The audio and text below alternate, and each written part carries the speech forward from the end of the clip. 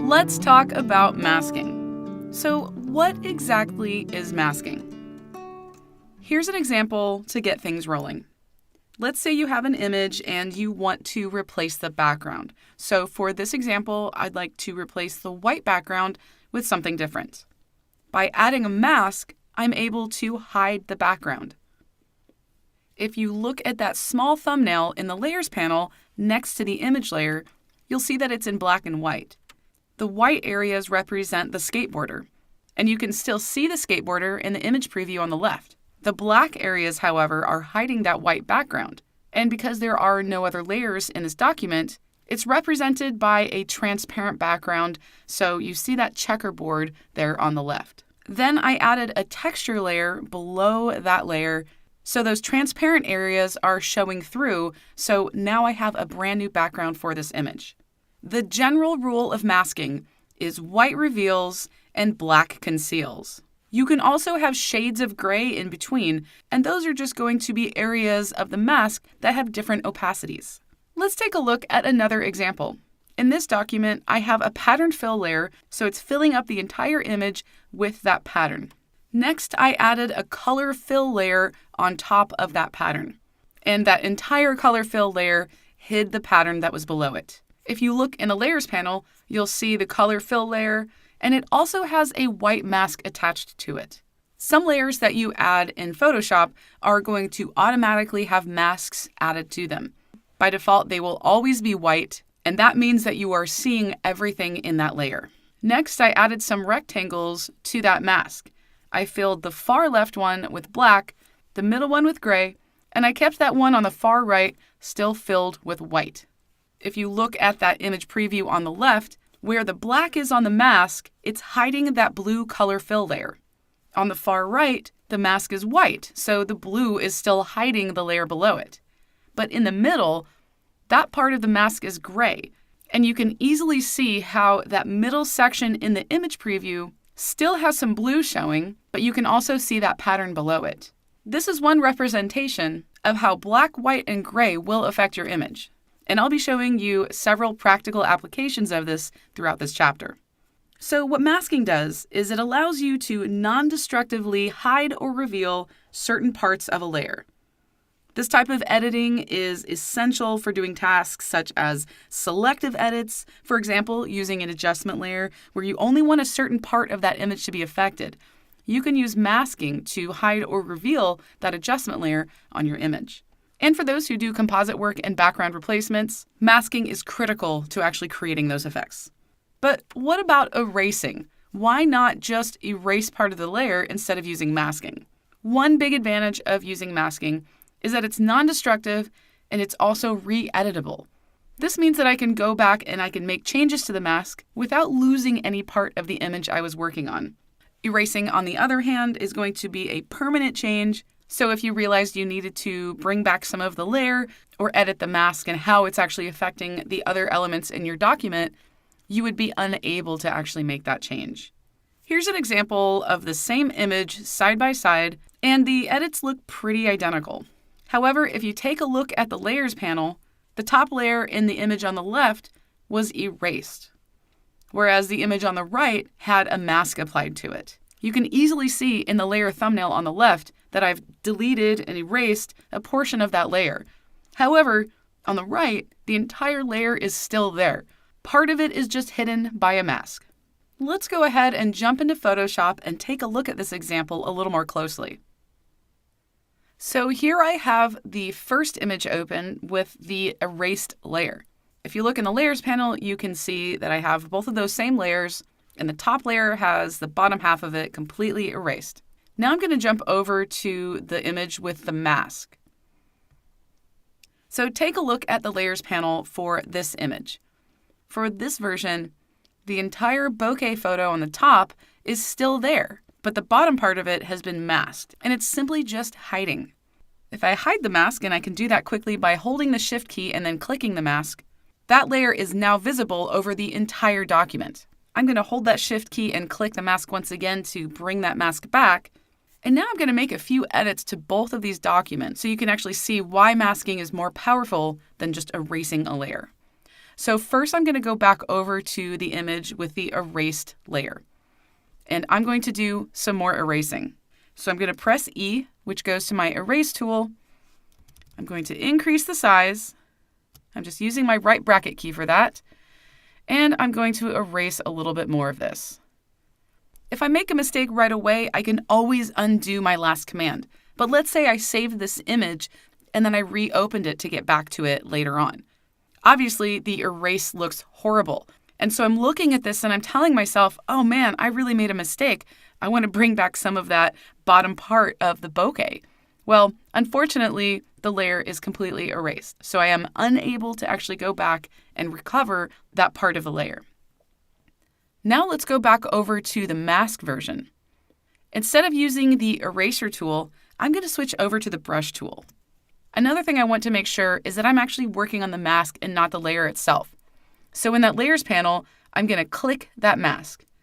You'll know it's active because it has that little border around the outside of the thumbnail. Next, I'm going to make sure that I'm painting with black. So in the toolbar on the left, I'm going to click this little arrow icon. You can also use the X key, and that will toggle back and forth between the foreground and the background colors. Then I'm just going to kind of squiggle that brush over the image. If you look at the mask, you can see where I actually brushed, and that area is represented in black. But the image is still unchanged. To bring back that area of the mask, I'm going to press X, and I want to make sure I'm painting with white. And then I just brush over that area again, and it makes that part of the layer visible. In the next lesson, I'm going to be showing you how you can create masks so you can get started with masking in Photoshop.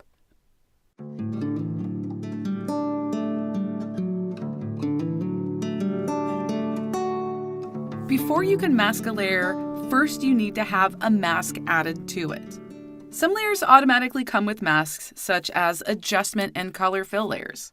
For layers that do not automatically include a mask, you'll need to add one. The mask always starts out as a white mask, which means you can view everything on that layer. But you can change it to black if you want to start out by hiding everything on the layer and then bringing things back into view. Here's an example of a photo where I added a black and white adjustment layer to it. You can see in the layers panel that it has a white mask alongside it. If I were to invert the mask and make the mask black, now that entire black and white adjustment is hidden. Let's go ahead and jump into Photoshop and take a look at some of these examples firsthand.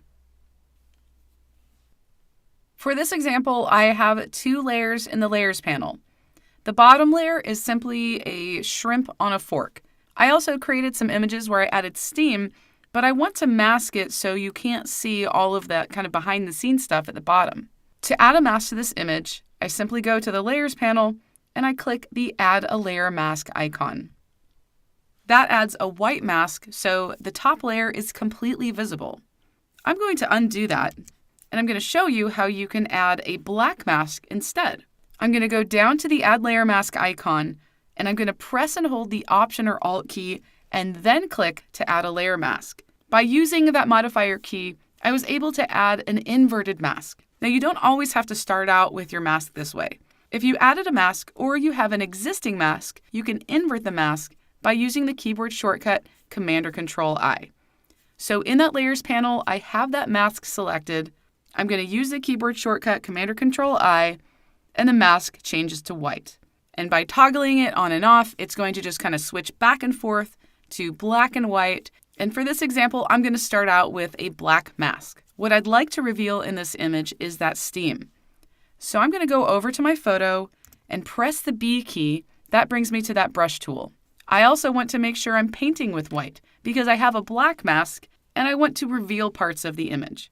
So over in the toolbar, black right now is the foreground color, but I want white to be the foreground color, so I'll press X.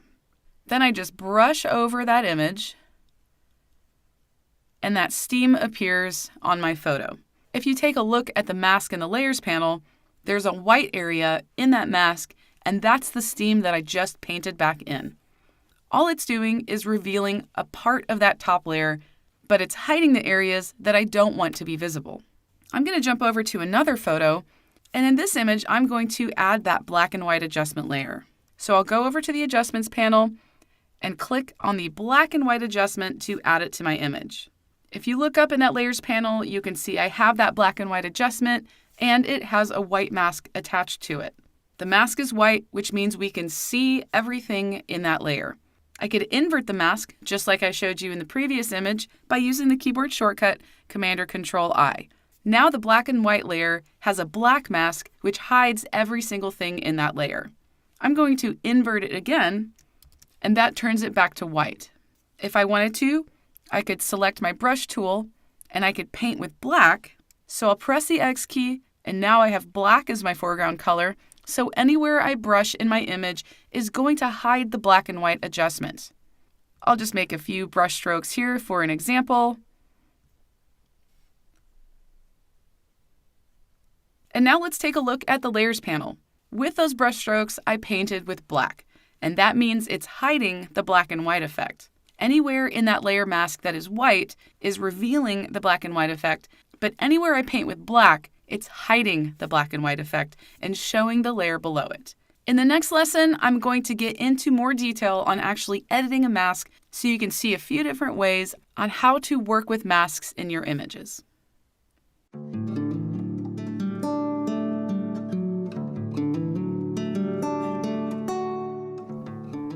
Editing a mask is as simple as painting with black, white, or shades of gray over your image. Oftentimes, those shades of gray are going to be different opacities of either black or white. Common tools to edit a mask are the brush and gradient tools, and I'll be showing you a few different examples of these. Another way that you can adjust the mask is using the Properties panel. The two sliders that I'm going to be showing you in this chapter are the Density and Feather sliders. Density will make the mask more transparent, and Feather will make the existing masked edges softer. Let's go ahead and jump over to Photoshop and take a look at how these work. I'm going to go ahead and start out with a simple two-color example.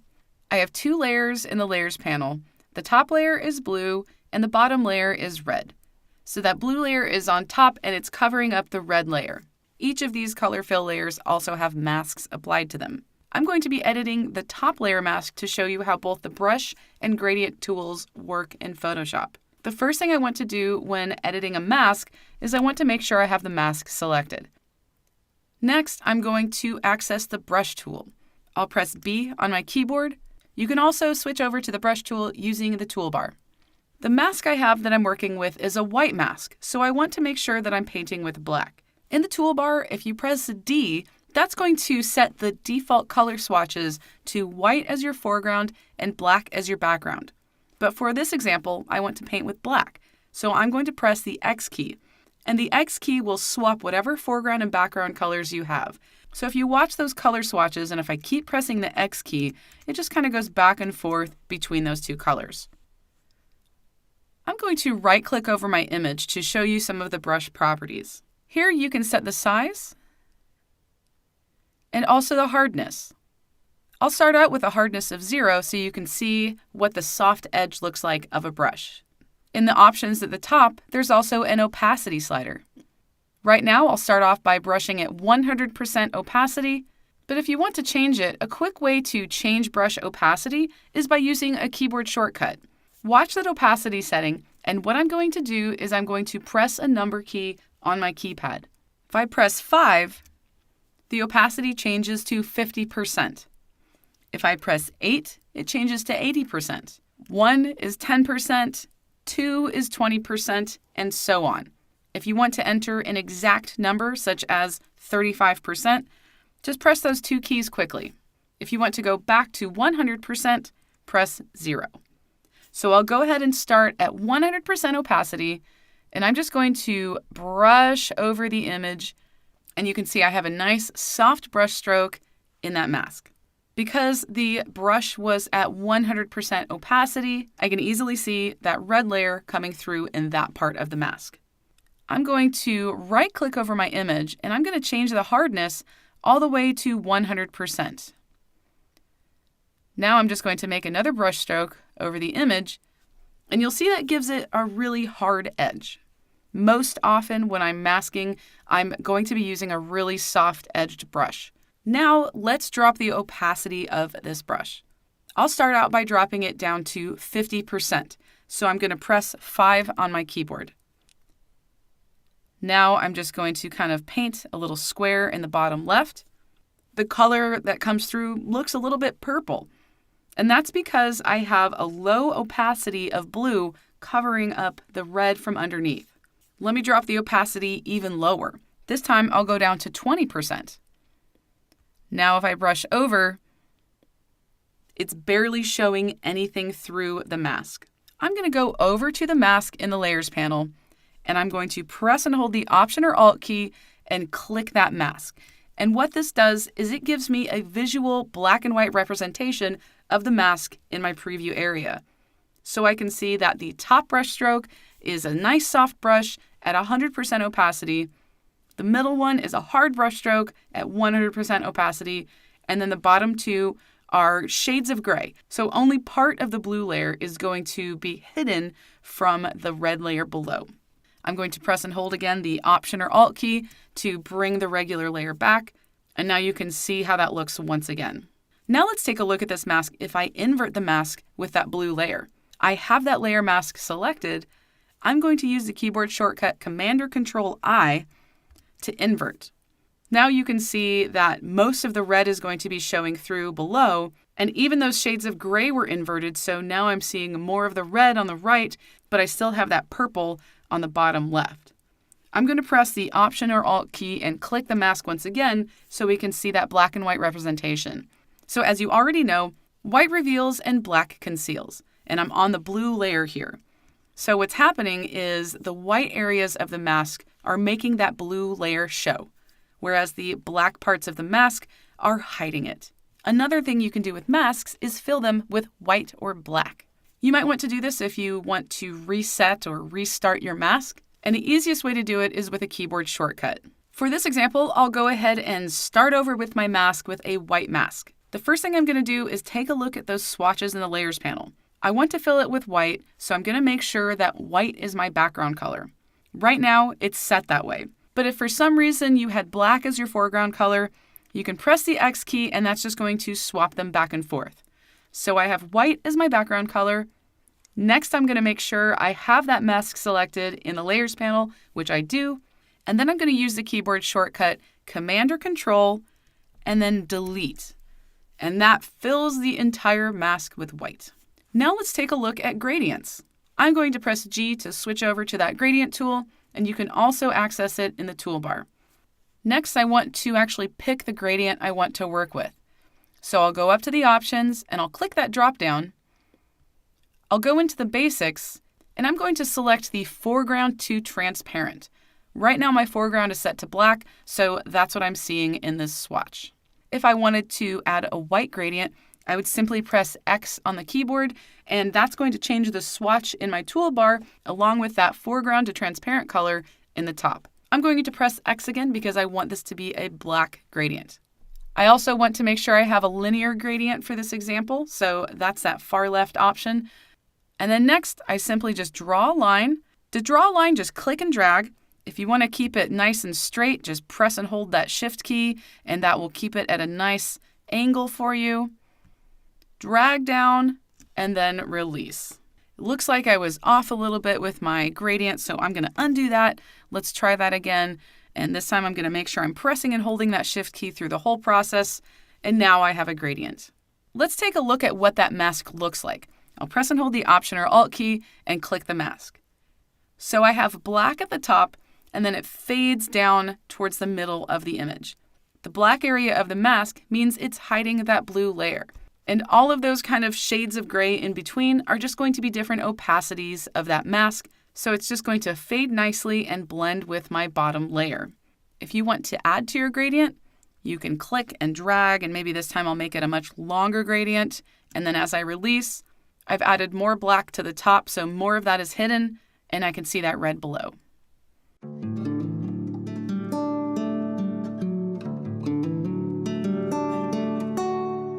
Here I have an example of a landscape photo with a sky that's just a little too bright. and this is a perfect time to use masking. I'm going to go ahead and start out by adding a curves adjustment.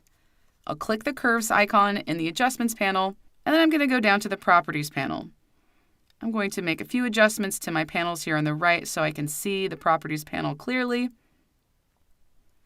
I'm going to take this curves adjustment and then just drop it down. I'm watching the sky. I'm not worried about the rest of the photo.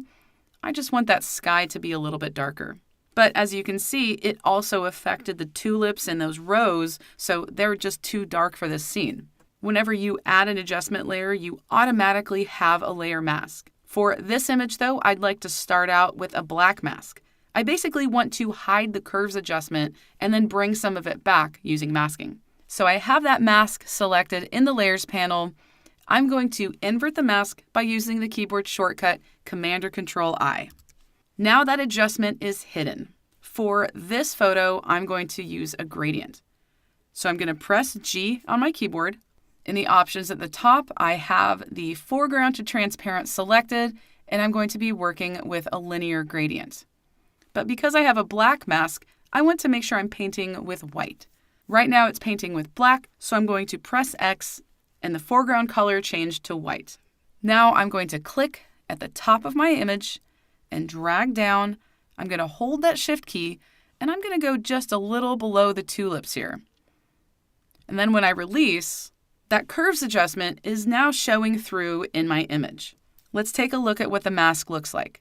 I'll press and hold the Option or Alt key and click that mask, and you can see that there is white at the top of the mask, and it fades into black, which allows that curves adjustment to show through only in the top part of the image.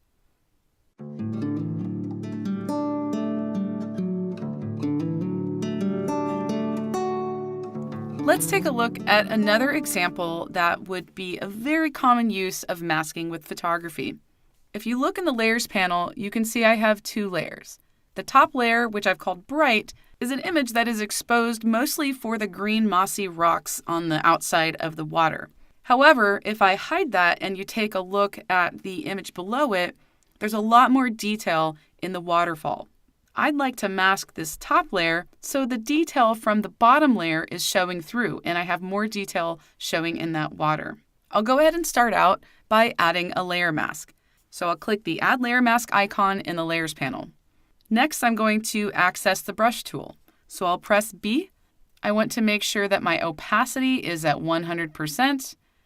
And if I right-click, I also want to make sure that I have a really soft brush. I also want to make sure that I'm painting with black, so I'll take a look at that in the toolbar, and I'm ready to go. Now I'm just going to brush over the water, and I'll just make sure to get all of those edges. If you need to increase or decrease your brush size when working with the brush tool, you can use that right or left bracket key.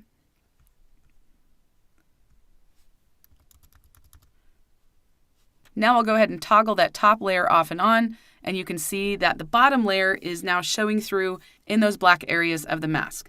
If I press and hold the Option or Alt key and click the mask, you can see those areas that I actually brushed over. There's definitely some detail showing through, but it doesn't really feel like the two layers are blended together well enough. The bottom layer has more detail, but it's a little too dark for this entire image. To fix that, I'm going to be using the Properties panel. The Properties panel will change depending on what you have selected in the Layers panel. For example, if I click the image layer and you look at the Properties panel, it's actually giving me some information about the layer that I have selected. If I click that layer mask, now it's giving me the properties of that mask. Inside of the properties, we have two sliders, density and feather. I'm going to press and hold the Option or Alt key to go back to that black and white view of the mask so you can get a good visual representation of what's happening to the mask when I change these sliders. So I'll press and hold the Option or Alt key and click the mask. And now I'm going to go over to the Properties panel and let's start out with density. At 100%, your entire mask is showing. Another way to think of density of your mask is opacity, but it's really only going to affect the black parts of your mask. If I take this density slider and move it to the left, it's going to make the black areas of the mask less visible. Putting it somewhere in the middle is going to make it a darker gray, so I can move this slider around and you can see how that mask is actually changing. And as you know, when a mask has black painted on it, it's hiding those parts of the mask. So reducing the density is allowing some of that mask to be a little bit more transparent. I'm going to take this density slider and push it back to 100%, and then I'm going to press and hold the Option or Alt key, click the mask so we can see our image once again. Now let's go to that density slider and see what happens to the actual image as I move the density slider. If I take the density slider and move it about halfway, the water in the image became brighter, and that's because the mask is not fully hiding that part of the image. So I can kind of move this around and play with the different settings until I feel like I have it in a good spot so the image looks a little bit more realistic. Now let's talk about feather. Let's get that mask view once again. I'll go up to the layer mask, press and hold the Option or Alt key, and click. For demonstration purposes, I'm going to change that density back to 100%. And now let's talk about feather. Right now, the edges of the mask are already pretty soft, but you can further soften those edges by using the feather slider. I'll take this feather slider and I'm going to just push it pretty high. And if you look at your mask, you can see those edges have been extremely blurred. If you go really high, then it's going to blur it so much that you can't really even see the edges anymore. So let me take that all the way down to 0. I'll push my density back to where it was, and then let's view the image once again. So I'll go back up to that layer mask and press and hold the Option or Alt key, click, and then I'll take that feather slider and I'm just going to increase it slightly. It's not making a super noticeable difference here, but if I move it pretty far to the left and right quickly and you look at the image, you can see how those areas are getting a little bit softer. This is a really great way to do a quick refine of your edge if you know that you need a softer transition between your masked and unmasked areas.